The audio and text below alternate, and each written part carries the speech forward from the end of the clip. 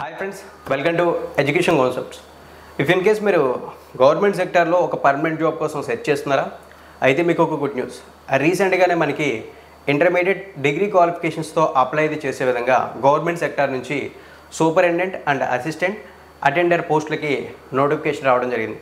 Once ఇందులో ఏదైనా ఒక జాబ్కి మీరు సెలెక్ట్ అయితే మీరు సెలెక్ట్ అయిన పోస్ట్ని బట్టి 30,000, 40,000 అండ్ 70,000 రూపాయల వరకు శాలరీస్ అయితే ఉంటాయి. ఎటువంటి ఎక్స్పీరియన్స్ అయితే అవసరం లేదు ఈ జాబ్స్కి అయితే అప్లై అయితే చేయడానికి. జస్ట్ ఒకే ఒక ఎగ్జాము అండ్ ఒక స్కిల్ టెస్ట్ అయితే ఉంటుంది, అది కూడా టైపింగ్ సంబంధించి. సో ఇప్పుడు ఏం చేద్దామంటే మనం ఈ వీడియోలో ఈ జాబ్ నోటిఫికేషన్ వివరాలని స్టెప్ బై స్టెప్ క్లియర్లీ తెలుసుకుందాం. ఇఫ్ ఇన్ కేస్ మీకు ఇంటర్మీడియట్ డిగ్రీ క్వాలిఫికేషన్తో ఒక మంచి పర్మనెంట్ జాబ్ కావాలంటే మీరైతే వీడియోని ఎక్కడ కూడా స్కిప్ చేయకుండా ఎండింగ్ వరకు చూసి డీటెయిల్స్ తెలుసుకోండి. వీడియోని పూర్తిగా చూసిన తర్వాత కూడా ఏదైనా మీకు చిన్న డౌట్ వచ్చినా సరే కామెంట్ సెక్షన్లో కామెంట్ చేస్తే వీలైనంత వరకు మీ డౌట్ని క్లారిఫై అయితే చేస్తాను. And also one thing, if in case నా ఎక్స్ప్లెనేషన్ మీకు నచ్చింది అనిపిస్తే లైక్ చేయడంతో పాటు ఈ జాబ్ నోటిఫికేషన్ ఇన్ఫర్మేషన్ మీ ఫ్రెండ్స్తో కూడా షేర్ చేయండి. ఈ నోటిఫికేషన్ ఏవైతే పోస్టులు ఉన్నాయో వీటికి అప్లై చేయడానికి సంబంధించిన లింక్ కానీ నోటిఫికేషన్ డీటెయిల్స్ మీరు చెక్ చేయడానికి సంబంధించిన లింక్స్ కానీ డిస్క్రిప్షన్లో ఇస్తాను, అలాగే ఫస్ట్ కామెంట్లో కూడా పిన్ చేసి అయితే ఉంచుతాను. చేద్దాం. వన్స్ మనం మెయిన్ డీటెయిల్స్లోకి వెళ్తే ఈ జాబ్ నోటిఫికేషన్ చూసుకున్నట్లయితే మనకి government of India ministry of education అండర్టేకింగ్లో ఉన్న NIT నుంచి రావడం జరిగింది. అంటే నేషనల్ ఇన్స్టిట్యూట్ ఆఫ్ టెక్నాలజీ నుంచి నోటిఫికేషన్ రావడం అయితే జరిగింది. అండ్ ఆల్సో నోటిఫికేషన్లో తెలుసుకుంటున్న ప్రతి పోస్టు కూడా మనకి నాన్ టీచింగ్ కేటగిరీలకు సంబంధించినటువంటి పోస్టులు అని చెప్పేసి మెన్షన్ అయితే చేశారు. ఇక నోటిఫికేషన్ అఫీషియల్లీ ఎప్పుడు రిలీజ్ అయిందని చూస్తే నోటిఫికేషన్ అఫీషియల్లీ మనకి 19th సెప్టెంబర్ రిలీజ్ అవ్వడం జరిగింది. అప్లికేషన్స్ ఆన్లైన్లో తీసుకోవడంతో పాటు సేమ్ డేట్ నుంచి అంటే 19th సెప్టెంబర్ నుంచే ఈ జాబ్స్కి అప్లై అయితే చేసుకోవచ్చు. ఇక అప్లై చేయడానికి లాస్ట్ డేట్ చూసుకుంటే మనకి 20th అక్టోబర్ అంటే నెక్స్ట్ మంత్ 20వ తారీఖు అనేది ఈ జాబ్స్కి ఇంట్రెస్ట్ ఉన్న క్యాండిడేట్స్ అప్లై చేయడానికి లాస్ట్ డేట్. ఈ టైం పీరియడ్ బిట్వీన్ ఎవరైనా అప్లై అయితే చేయాలనుకుంటే అప్లై అయితే చేయొచ్చు ఇంట్రెస్ట్ ఉన్న క్యాండిడేట్స్. ఇక నోటిఫికేషన్లో వేకెన్సీస్ వివరాలు చూసుకున్నట్లయితే నోటిఫికేషన్లో చెప్పుకోవడానికి చాలా కేటగిరీలకు సంబంధించినటువంటి పోస్టులు అయితే ఉన్నాయి. అరౌండ్ ఒక 7 డిఫరెంట్ కేటగిరీస్కి సంబంధించినటువంటి పోస్టులు ఉన్నాయి. బట్ అందులో మనకి యూస్ఫుల్ అయ్యేటటువంటి పోస్టులు ఏంటి అని షార్ట్ లిస్ట్ చేస్తే ఈ నోటిఫికేషన్లో మొత్తం మనకి ఒక 4 కేటగిరీ పోస్టులు యూస్ఫుల్గా అయ్యాయి. అందులో ఒకటి సూపరింటెండెంట్, ఇంకోటి సీనియర్ అసిస్టెంట్, మూడోది జూనియర్ అసిస్టెంట్, ఫైనల్లీ 4వది ల్యాబ్ అటెండెంట్. ఈ 4 పోస్టులు మనకి ఇంట్రెస్టింగ్గా అనిపించాయి. ఇందులో మనకి senior assistant, junior assistant, lab attendant పోస్టులు అన్నీ కూడా గ్రూప్ C కేటగిరీలోకి రావడం జరిగితే సూపరింటెండెంట్ పోస్ట్ ఏదైతే ఉందో అది మనకి గ్రూప్ B కేటగిరీలోకి రావడం అయితే జరుగుతుంది. ఇక వీటికి సంబంధించినటువంటి వివరాలు అనేది చూసుకున్నట్లయితే సూపరింటెండెంట్ జాబ్ ఏదైతే ఉందో ఈ జాబ్కి అప్ టు 30 years వరకు అప్లై అయితే చేయొచ్చు. అలాగే మనకి సీనియర్ అసిస్టెంట్ జాబ్కి అప్ టు 33 years వరకు, జూనియర్ అసిస్టెంట్ జాబ్కి అప్ టు 27 years వరకు, ల్యాబ్ అటెండెంట్ జాబ్ కూడా అప్ టు 27 years వరకు అప్లై అయితే చేసుకోవచ్చు అని చెప్పి మెన్షన్ అయితే చేశారు. దెన్ నెక్స్ట్ ఇంకొక విషయం, ఇవి గవర్నమెంట్ సెక్టర్కి సంబంధించిన జాబ్స్ కాబట్టి గవర్నమెంట్ ఆఫ్ ఇండియా రూల్స్ ప్రకారం రిజర్వేషన్ ఉన్న కమ్యూనిటీస్కి ఏజ్ రిలాక్సేషన్స్ కూడా ఉండడం అయితే జరుగుతాయి. అవి చూసుకుంటే SC ST అయి ఉన్నట్లయితే 5 years, OBC అయి ఉన్నట్లయితే 3 years, person with bench mark disability అయితే 10 years ఏజ్ రిలాక్సేషన్స్ ఉంటాయి. ఇక వీటికి శాలరీస్ ఎలా ఉంటాయి అనేది చూస్తే సూపరింటెండెంట్ జాబ్కి సెలెక్ట్ అయిన క్యాండిడేట్స్కి లెవెల్ 6 ప్రకారం శాలరీ అన్నారు. లెవెల్ 6 ప్రకారం శాలరీ అంటే మనకి తెలుస్తుంది విత్ ఆల్ అలవెన్సెస్ అరౌండ్ వచ్చేటటువంటిది 50,000 నుంచి 70,000 మధ్యలో శాలరీ ఉంటుంది.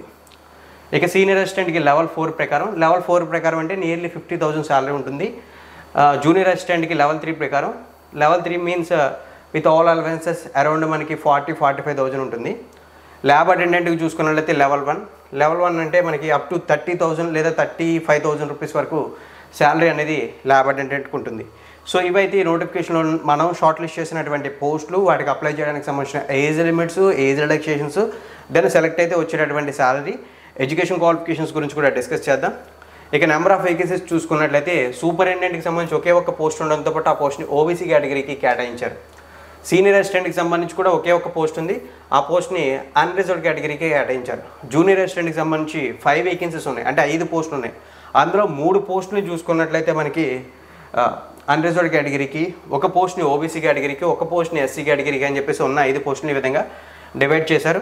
దెన్ నెక్స్ట్ ఫైనల్లీ రిక్రూట్మెంట్లో ఉన్న ల్యాబ్ అటెండెంట్ పోస్ట్. ఈ ల్యాబ్ అటెండెంట్ పోస్ట్కి 2 వేకెన్సీస్ ఉంటే ఒకటి అన్రిజర్వ్డ్ కేటగిరీకి, ఒకటి OBC కేటగిరీకి రిజర్వ్ చేయడం అయితే జరిగింది. సారీ టు సే SC కేటగిరీకి రిజర్వ్ చేయడం అయితే జరిగింది. ఫస్ట్ ఆఫ్ ఆల్ మనం జూనియర్ అసిస్టెంట్ పోస్ట్ క్వాలిఫికేషన్స్ని చూస్తే, ఎడ్యుకేషన్ క్వాలిఫికేషన్స్ చూస్తే జూనియర్ అసిస్టెంట్ జాబ్కి మీరు అప్లై చేయాలనుకుంటే ఇంటర్మీడియట్ అనేది ఎడ్యుకేషన్ క్వాలిఫికేషన్గా మెన్షన్ చేయడంతో పాటు మీకు టైపింగ్ అనేది వచ్చి ఉండాలన్నారు. ఆ టైపింగ్ చూసుకుంటే 35 వర్డ్స్ పర్ మినిట్ ఇంగ్లీష్లోని లేదా 30 వర్డ్స్ పర్ మినిట్ హిందీలోని టైప్ చేయాల్సి అయితే ఉంటుందని చెప్పి మెన్షన్ అయితే చేశారు. సీనియర్ అసిస్టెంట్కి కూడా మనకి ఎడ్యుకేషన్ క్వాలిఫికేషన్స్ ఏవైతే జూనియర్ అసిస్టెంట్కి ఉన్నాయో intermediate education qualification typing speeds అన్నీ కూడా యాజ్ యూజువల్గా ఉంటాయి.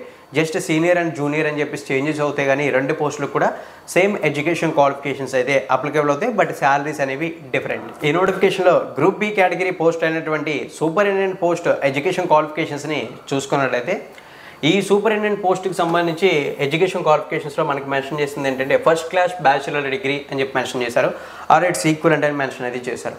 అంటే మనం ఏదైనా ఒక డిగ్రీ క్వాలిఫికేషన్ ఉంటే అప్లై చేయొచ్చు, లేదా డిగ్రీ ఈక్వల్ క్వాలిఫికేషన్తో కూడా అప్లై చేయొచ్చు అని చెప్పి మెన్షన్ అయితే చేశారు. Then also little bit of computer knowledge ఉంటే సరిపోతుంది సూపరింటెండెంట్ జాబ్కి అప్లై అయితే చేయాలనుకుంటే. ల్యాబ్ అటెండెంట్ పోస్ట్ ఏదైతే ఉందో ఈ ల్యాబ్ అటెండెంట్ పోస్ట్కి మనం ఇంటర్మీడియట్ క్వాలిఫికేషన్తో అప్లై అయితే చేయొచ్చు. జనరల్లీ ఆఫీస్ అటెండెంట్ అయితే జస్ట్ ఇంటర్మీడియట్తోనే అప్లై చేయొచ్చు, బట్ ఇక్కడ ల్యాబ్ అటెండెంట్ అని మెన్షన్ చేశారు కాబట్టి సైన్స్ బ్యాక్ డ్రాప్ వాళ్ళు అప్లై చేయాలి. That means MPC or BiPC వాళ్ళకి మాత్రమే ఛాన్సెస్ ఉంటాయి ఇంటర్మీడియట్లో కంప్లీట్ చేసిన వాళ్ళకి. సో ఇవైతే ఈ పోస్టులకు సంబంధించినటువంటి overall education qualification details. And also ఇంకొక పాయింట్ ఉంది, ఇప్పుడు వరకు తెలుసుకున్నటువంటి ఏ పోస్ట్ అయినా లైక్ గ్రూప్ బి కేటగిరీకి సంబంధించిన సూపరింటెండెంట్ అవని, లేదా గ్రూప్ సి కేటగిరీకి సంబంధించిన junior assistant, senior assistant, lab attendant పోస్టులు ఏవైతే ఉన్నాయో వీటన్నిటికీ కూడా పోస్టింగ్ అనేది వచ్చిన తర్వాత ఇనీషియల్లీ ఒక 1 year ప్రొబేషనరీ పీరియడ్ అయితే ఉండడం అయితే జరుగుతుందని చెప్పేసి మెన్షన్ అయితే చేశారు. సో ఈ డీటెయిల్స్ని ఇక్కడ మీరు క్లియర్లీ అయితే చూసుకోవచ్చు. దట్టు మనకి ఈ నోటిఫికేషన్ ఎన్ఐటి మణిపూర్ నుంచి అంటే national institute of technology Manipur నుంచి రావడంతో ఇనిషియల్లీ మనకి జాబ్ లొకేషన్ చూసుకున్నట్లయితే ఎన్ఐటి మణిపూర్లోనే ఉంటుంది. తర్వాత ఒక 3-4 years చేసిన తర్వాత ట్రాన్స్ఫర్ లైబిలిటీని బేస్ చేసుకుని మన సొంత స్టేట్స్లో ఏవైతే ఎన్ఐటీస్ ఉన్నాయో అక్కడికి ట్రాన్స్ఫర్ చేసుకునే అవకాశాలు కూడా ఉండడం అయితే జరుగుతాయి. ఫ్రెండ్స్, ఇప్పుడు మనం ఈ జాబ్స్కి సంబంధించిన సెలక్షన్ ప్రాసెస్ వివరాలని వన్స్ చెక్ చేసినట్లయితే ఈ నోటిఫికేషన్లో మనం ఏదైతే పోస్ట్ డీటెయిల్స్ తెలుసుకుంటున్నామో అంటే గ్రూప్ సి కేటగిరీ పోస్టా, గ్రూప్ బి కేటగిరీ పోస్ట్ అనేది ఉంటుంది కదా, ఆ పోస్ట్ని బట్టి మనకి సెలక్షన్ ప్రాసెస్ అయితే ఉంటుందని చెప్పి మెన్షన్ అయితే చేశారు. సిలబస్ డీటెయిల్స్ అన్నీ కూడా మనకి ఎన్ఐటి మణిపూర్ అఫీషియల్ వెబ్సైట్లో ఉంచడం జరుగుతుందని చెప్పి మెన్షన్ చేశారు. సో ఈ నోటిఫికేషన్లో మనం తెలుసుకుంటున్నటువంటి పోస్టులు ఒకటి సూపరింటెండెంట్ అనేది group B category, then next remaining junior assistant, senior assistant, lab attendant పోస్టులు అన్నీ కూడా గ్రూప్ సి కేటగిరీ. ఇవన్నీ టెక్నికల్ కేటగిరీ పోస్టులు కాదు, మినిస్ట్రియల్కి సంబంధించిన పోస్టులు.